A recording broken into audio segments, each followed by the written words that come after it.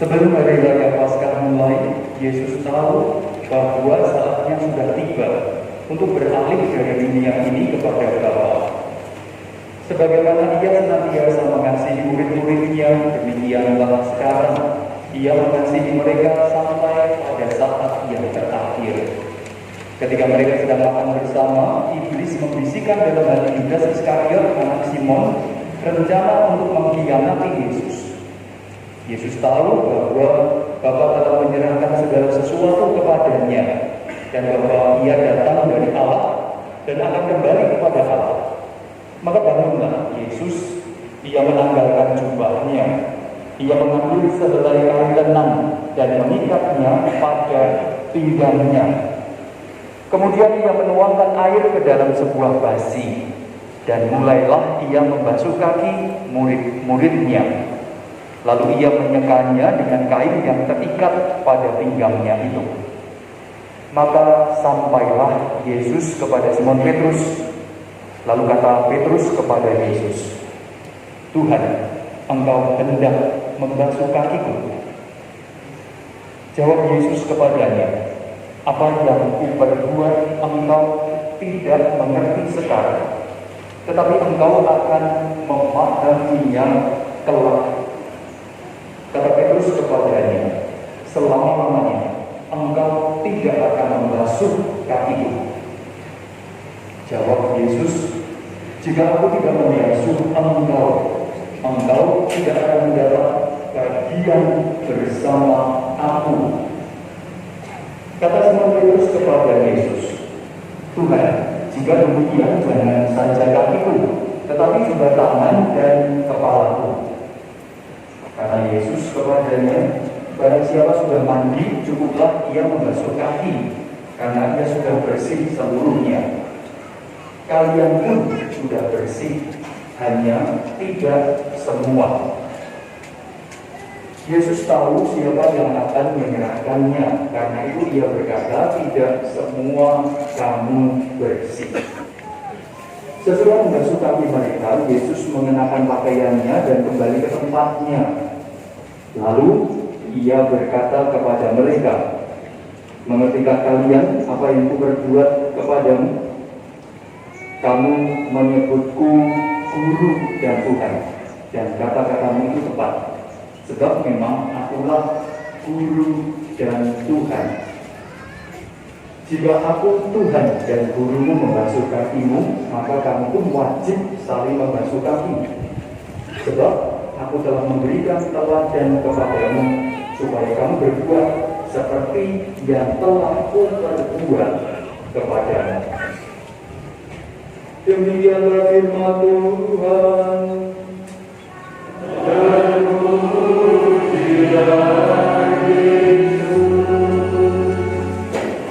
Bapak Ibu, para saudari dan saudara, ada 3 buah bacaan yang disampaikan, diberikan kepada kita dalam pertemuan dari Kamis Putih ini. Dan dari 3 buah bacaan itu kita bisa mengembangkan sekurang-kurangnya ada 3 pertemuan.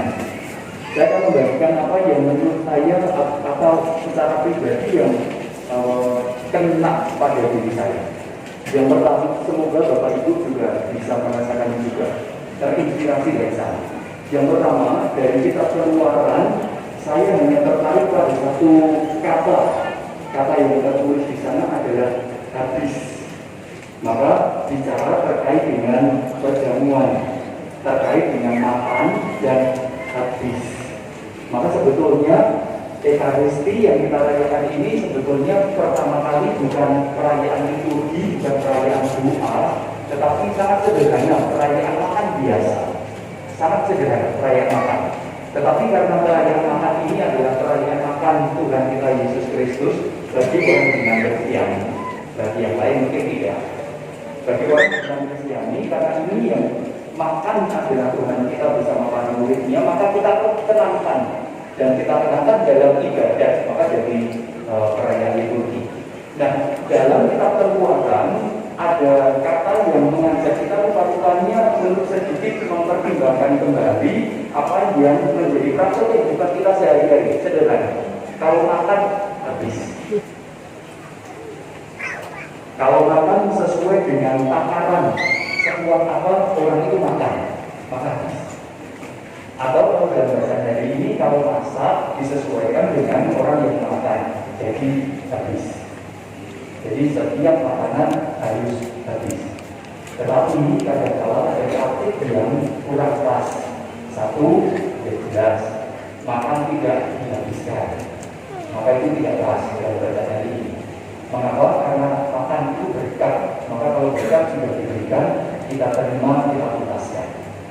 Persoalan yang kedua, yang kadang-kadang menjadi penyelewengan dalam praktik makan adalah karena orientasinya harus habis, maka kita jatuh pada ketamakan, pada apa itu namanya makan yang apa itu namanya apapun dimasuk kerakus, kita jatuh pada keratusan. Mengapa? Karena tahu makanan ini masih sisa, karena mengingat makanan harus habis, maka semuanya ditelan. Makan tidak lagi dirasakan, makan tidak lagi disyukuri, tetapi makan menjadi bagian dari pemeriksaan terhadap badan. Daripada nanti dimakan orang, daripada nanti dibuang diberikan ayam, maka dihabiskan sendiri. Maka kalau gagasan habis, rupanya kita diajak untuk menempatkannya secara pas. Pesan bacaan keluaran dari ini jelas, sangat harian, sangat biasa, tidak perlu terlalu jauh ditarik pada gagasan yang sangat rohani, meskipun bisa sampai rohani. Bapak Ibu mengalami panjenengan poros derek, mengalami panjenengan berkar, maka bacaan hari ini hanya mengingatkan dihabiskan. Kalau ambil sesuai dengan yang cukup dan bisa dihabiskan. Kalau ternyata masih ada, nah orientasinya adalah mari dibagikan. Jangan sekedar ditutup sampai berjamur dan rusak, lalu tidak bisa memakan. Alasannya untuk ayam dan apapun juga. Itu yang pertama. Sang harian, kita diajak untuk mensyukuri rezeki berupa makanan dengan cara menghabiskan sesuai dengan kemampuan. Kalau masih tersisa, mari kita bagikan. Itu yang pertama dari keluarga. Nah, berikutnya dari bacaan kedua, Bapak Ibu, para saudari dan saudara, kalau saya boleh sedikit komentar, maka sore hari ini rupa-rupanya tidak terlalu pas kalau kita hendak merayakan perayaan Kamis Putih. Mengapa? Karena perayaan Kamis Putih sebagaimana kita ketahui adalah peringatan perjamuan malam terakhir Tuhan kita Yesus Kristus. Maka sebetulnya kita pun diajak untuk merealisasikan yang sama dalam hidup kita, bahwa pada kesempatan ini menjadi makan kita yang terakhir, perjamuan kita yang terakhir, tidak akan makan lagi setelah ini. Nah, pertanyaannya, siapa yang masih ingat besok hari apa? Jumat apa? Jumat Agung hari apa? Puasa. Wajib atau fakultatif? Wajib atau tentatif? Nah, berarti Bapak Ibu, setelah Ekaristi ini sampai besok pukul 6 sore panjenengan tidak bisa makan lagi. Pasti kemudian ada banyak yang menurut ya memang begitu Bapak Ibu, kan 24 jam kan? Wajib puasa dan pantang. Anda makan sekali saja dalam sehari, maka sampai besok jam 6, bagi mereka yang masih sehat akalnya, sehat hatinya, maka diajak untuk wajib berpuasa. Maka kalau memang kita mau menghayati perayaan ini sampai besok, maka paling tidak tahun depan ada jangan datang Ekaristi yang jam 5, jangan. Tahun depan loh ya, yang sekarang wis kaset nggih sambut. Maka penderitaan Anda jauh lebih besar daripada yang nanti bisa malam jam 8. Karena mereka sekarang masih bisa makan sampai jam 6 nanti toh. Nah, jadi kan sudah tidak bisa makan. Atau sekarang kita lihat dulu.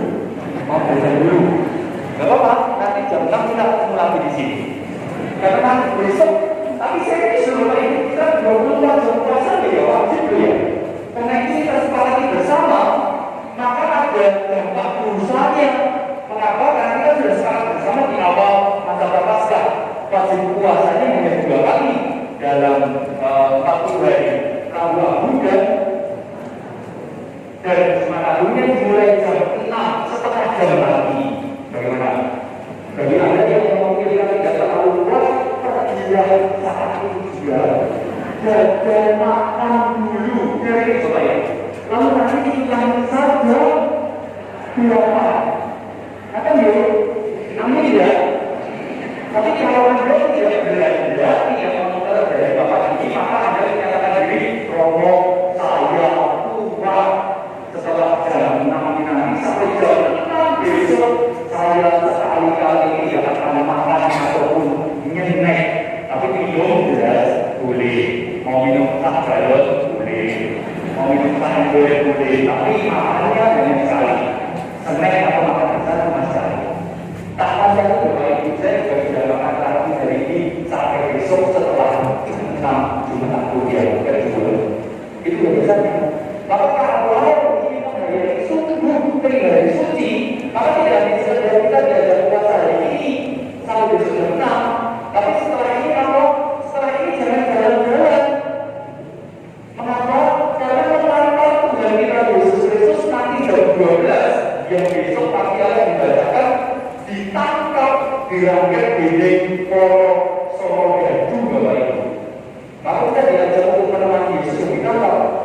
Maka mungkin ada benar kalau orang sudah terlanjur bisa jam 5, nanti selesai jam setengah 7, apa yang harus kami lakukan dari setengah 7 sampai nanti malam jam 12, karena kita belum bisa berdoa bersama Yesus yang menangis saat sengsaranya, karena masih ada ikan sedang 8. Maka yang saya pikirkan adalah setelah ini mari kita berbondong-bondong bersama-sama dengan kendaraannya masing-masing ke tempat-tempat yang ke tempat-tempat persiapan Bapak Ibu sampai jam 12 malam. Melakukan apa? Sembahyang, baca kitab suci. Nanti jam 12 pulang, lalu bubuk sampai besok pagi mandi, jalan salib, lalu pulang lagi bekerja seperti biasa, lalu mulai jam 1 ada ibadah Jumat pagi. Nah itu batasannya.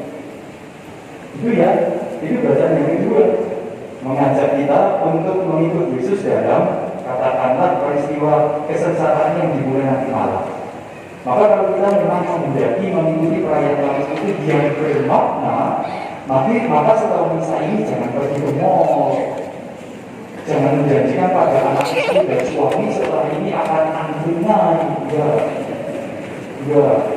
setelah ini akan belanja, maka rasa angkring dari sucinya hilang karena hanya tinggal perayaan liturgis dalam Ekaristi, tapi tidak diperpanjang dalam keseharian. Maka kalau saya boleh usul, ya silakan diikuti sih. Kalau tidak, ya paling tidak saya sudah mengajarkan.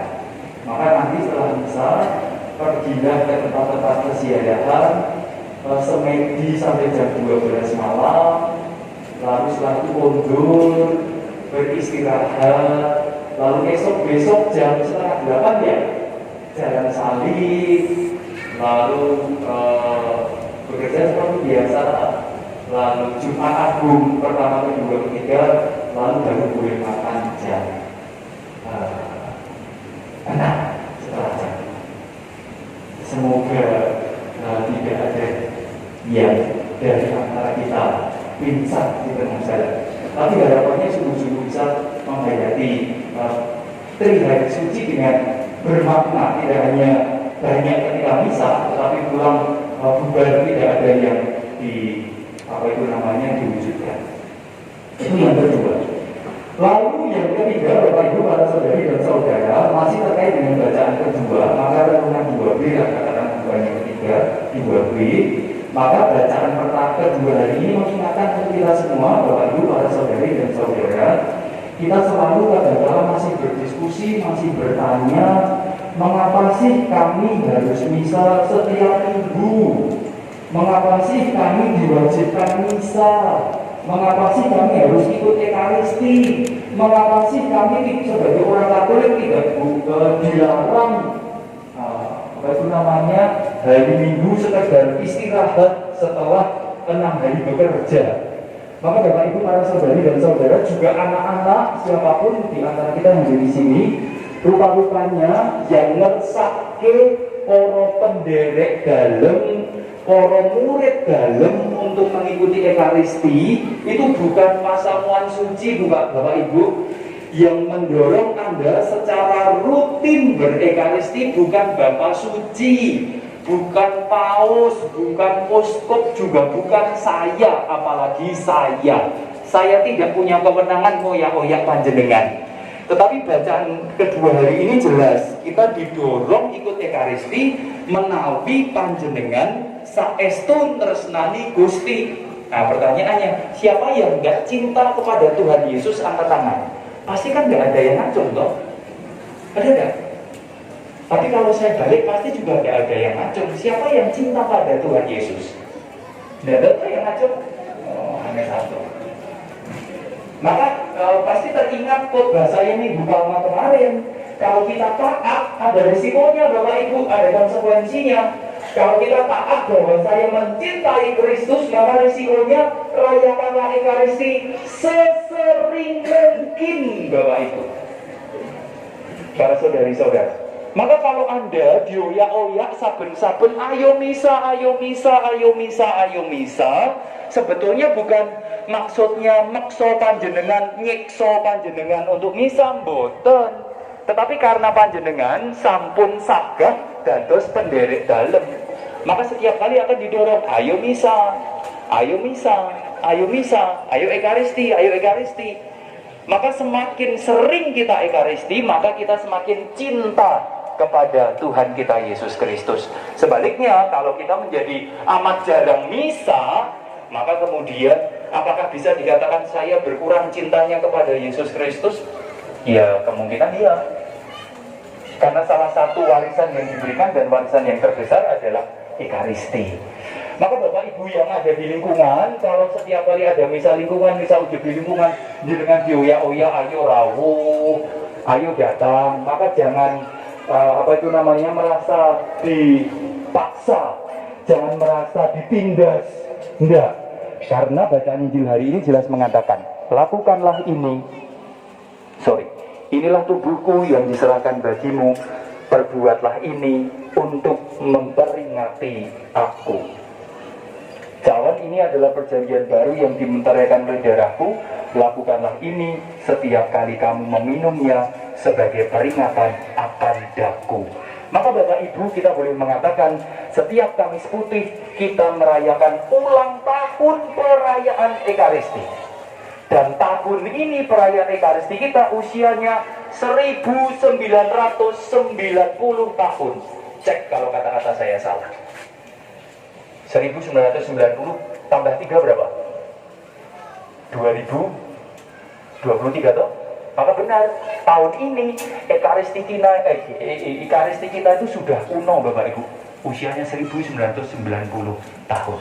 Maka kita selalu diajak untuk merayakannya, memperingatinya, karena itu menjadi warisan dari Tuhan kita Yesus Kristus.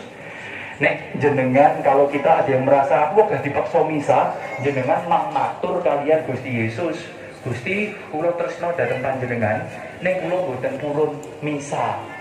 Jenengan matur kalian Gusti Yesus, aku matur kalian kula Bapak Ibu. Itu jelas. Semakin Anda misa, maka semakin Anda cinta pada Tuhan Anda. Sebaliknya, semakin Anda tidak misa, maka kita dipertanyakan kembali seberapa besar cinta kita kepada Tuhan kita. Itu yang 2B. Lalu pertemuan yang terakhir Bapak Ibu, bacaan Injil. Satu hal saja yang menarik, membasuh kaki murid-muridnya. Dalam praktek kehidupan kita, dalam berbagai acara, pembasuhan kaki sudah banyak dipakai, tetapi nalarnya beda. Kalau ada acara retret, si retretan membasuh kaki orang-orang yang dia personifikasikan sebagai bapaknya, gurunya, istrinya, suaminya, atau anaknya. Pembasuhan kaki sebagai bentuk sikap permohonan maaf, permohonan ampun. Itu dalam kehidupan kita sehari-hari. Jadi beda pembasuhan kaki yang kita lakukan, beda dari apa yang dilakukan Yesus kepada para muridnya. Kalau pembasuhan para murid yang dilakukan dalam kitab yang dicatat dalam kitab Injil tidak bercerita tentang Yesus yang minta maaf pada muridnya. Salah apa Tuhan kita Yesus Kristus pada muridnya? Kok dia minta maaf dengan membasuh kaki? Enggak. Pembasuhan kaki dalam cerita pembasuhan kaki Injil Yohanes tidak sedang menceritakan Yesus yang minta ampun pada murid-muridnya. Bukan. Tetapi Yesus yang ingin mengatakan, aku mengajakmu menjadi bagian dari sekutuku. Dengan membasuh kakimu, kamu ku buat pantas menjadi teman-temanku. Maka membasuh kaki artinya mau mengajak Anda masuk dalam keluarganya. Maka pada sore hari ini agak simbolis. Yang dibasuh kakinya adalah OMK. Maka sebetulnya OMK pasti sudah diberitahu oleh yang memilih kalian. Apa artinya kok dibasuh kakinya? Artinya setelah dibasuh kakinya, kalian itu dikatakan, para OMK, kamu itu warga gereja loh. Maka jangan hanya membiarkan si tua-tua saja yang aktif dalam gereja, tetapi kalian yang orang muda juga bagian dari gereja loh. Maka ayo aktif juga. Maka kalau jadi prodiakon jangan menunggu pensiun. Menjadi prodiakon itu bisa minimal usianya 16 tahun. Karena 16 tahun harapannya sudah baptis, sudah komuni, dan sudah penguatan. Maka bisa. Maka artinya simbolis banget. Maka minta maaf kalau kalian belum diberitahu ya. Tetapi setelah ini kalian akan terjebak. Tapi jebakan yang kudus, jebakan yang bagus. Maka nanti ketika dibasuh kakinya, maskernya dibuka supaya difoto, lalu disiarkan di seluruh penjuru seantero dunia. Maka orang-orang 12 ini nanti OMK, selamat datang kalian mewakili teman-teman OMK Seprenggolayan yang setelah ini akan diikat. Besok Desember akan dicalonkan mulai jadi wakil ketua Dewan 2, lalu ke pengurus bidang dan sebagainya. Tapi itu gagasan cuci kaki Bapak Ibu, bukan cuci tangan seperti dilakukan dari Minggu Palma kemarin. Cuci kaki itu bukan kami minta ampun, enggak. Gusti Yesus tidak berdosa, maka dia tidak perlu mencuci kaki dengan gagasan minta ampun, minta maaf pada murid-muridnya, enggak. Tetapi melibatkan orang yang dicuci dan menyatakan kamu pantas untukku, kamu layak ikut aku, maka kamu mulai sekarang akan menjadi kepercayaanku. Maka terima kasih orang muda yang mau dipilih, dilibatkan dalam jebakan-jebakan suci ini, dan semoga jebakan ini sungguh-sungguh membuat kalian menjadi contoh bagi yang lainnya, untuk orang muda juga semakin giat dalam kegiatan menggereja. Tidak hanya liturgi loh ya, tetapi giat juga dalam kegiatan di masyarakat. Bapak Ibu para saudari dan saudara, Kamis Putih hari ini akan jadi bermakna kalau kita sungguh-sungguh menempatkannya dalam suasana doa dan dalam tradisi aturan-aturan gereja. Yang pertama, mari kita dalam kehidupan setiap hari, kalau kita mengkonsumsi makanan sekurang-kurangnya, kita menghabiskan atau mengambil sesuai dengan takaran kita masing-masing. Kalau tetap ada sisa, mari kita jangan menyiksa diri kita dengan memasukkan semua yang tidak habis dalam perut kita. Mari kita bungkus dengan baik, lalu kita bagikan kepada orang yang mungkin membutuhkan makan. Dan dengan gagasan itu kita pun diajak, diingatkan sampai besok pukul 6 sore kita terikat kewajiban puasa yang kita iakan bersama di awal masa Prapaskah. Maka semoga supaya pribadi suci kita menjadi bermakna. Setelah ini kita semua diajak untuk berkanjang dalam doa sampai jam 12 malam nanti. Mengekang dari keinginan untuk jalan-jalan meskipun long weekend, mengekang keinginan untuk ke mall dan macam-macam. Tapi kalau memang mau jalan-jalan, jalan-jalanlah ke sendang yang ada di sekitar Jogja. Jantiningsih ada, Lawangsih ada, Sirningsih ada, taman doa yang sedang bermasalah juga ada. Kunjungilah dan berdoa di sana. Lalu yang kedua, kita diajak untuk mencintai Kristus lewat Ekaristi. Ekaristi bukan lagi kewajiban, tetapi menjadi bentuk cinta kita kepada Tuhan yang mewariskan. Lalu yang terakhir, basuh kaki para murid bukan tanda Yesus minta pengampunan, tetapi tanda bahwa Yesus melibatkan kita, memantaskan kita menjadi anggota keluarganya yang pantas ikut serta dalam perutusan. Dan kalau hari ini OMK, maka selamat datang OMK pada pengenalan lebih jauh bahwa kalian ini sebetulnya bagian dari gereja yang diharapkan punya keaktifan konkret juga, entah dalam liturgi peribadatan juga di luar liturgi peribadatan.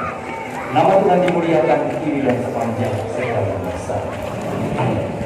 Kita menyanyi sejenak.